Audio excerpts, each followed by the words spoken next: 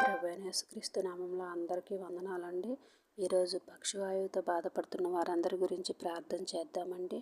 ఇక్కడ మత్తయి సువార్త 9వ అధ్యాయం 2వ వచనంలో దేవుడు చెప్తున్నాడు, ఇదిగో జనులు పక్షవాయువుతో మంచము పట్టి ఉన్న యొక్కని ఆయన యొద్దకు తీసుకొని వచ్చిరి.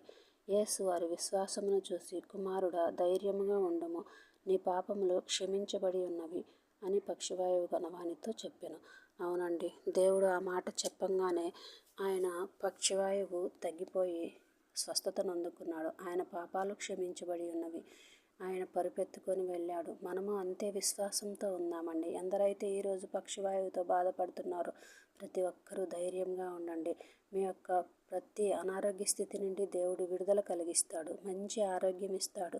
దేవుని యందు విశ్వాసం ఉంచిన వారికి దేవుడు ఖచ్చితంగా మేలు చేస్తాడండి. మేలు చేసే దేవుడు, స్వస్థపరిచే దేవుడు. ధైర్యంగా ఉండమని ప్రభు